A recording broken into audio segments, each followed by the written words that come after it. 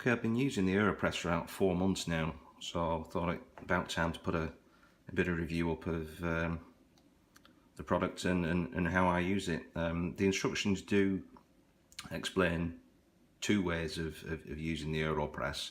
I'm going to show you the inverted method, which I think is easier and less likely to spill. But basically what you've got is 2 parts, and it's basically like a syringe. So you've got like a chamber in there, and there's a rubber seal on the end of this piece, and when you push this plunger through, you basically push in the coffee and the liquid through a paper filter there into your cup. So I shall just show you how this works. So like I say, this is the inverted method. Now you do get a scoop, like a coffee measure thing. I use one of these full of coffee beans, grind them, and then put the little funnel in there, put the coffee in there. So we're at that stage now. We've got a kettle with just boiled water. Now the idea is you're not supposed to generally put just boiled water onto coffee, because it kind of burns it and gives it a bitterish sort of taste. So you can either wait a few minutes for that to cool down. I think the optimum is about 80 degrees C. But what I like to do is to just pour the water into the cup.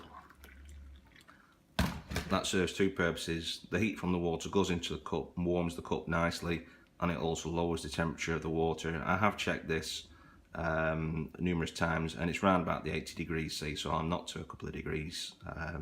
So this is basically the way that I would do this. So water into the AeroPress and give that a stir for about 10 seconds.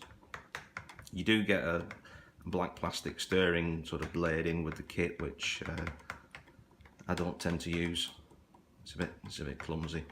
So give that a stir for about 10 seconds.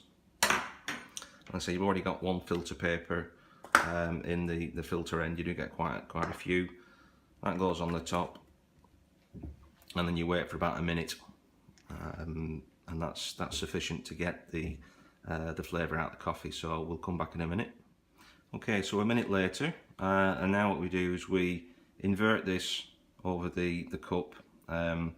So we do that in one movement. We don't want any leaks or any drips to go all over the work surface, so we'll just turn that up like that. Now you shouldn't get much coming out there at this stage. You can get the odd drip, but that's about it.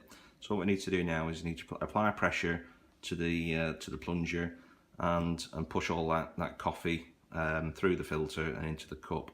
So you can use one hand, but I find it easy to do 2, and you just basically just the weight of your hands on top of the AeroPress, and it should take around about 20 seconds to push all that liquid through.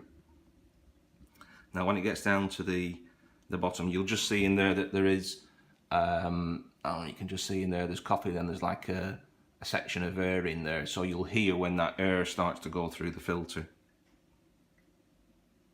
and then you know it's all the water's through.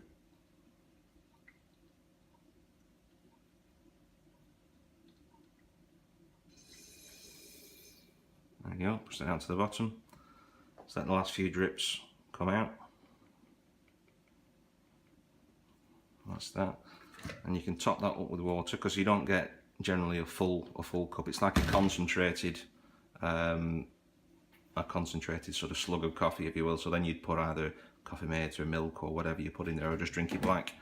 To get rid of the sort of little puck of coffee you get in there, you can just take that off and take that over to the bin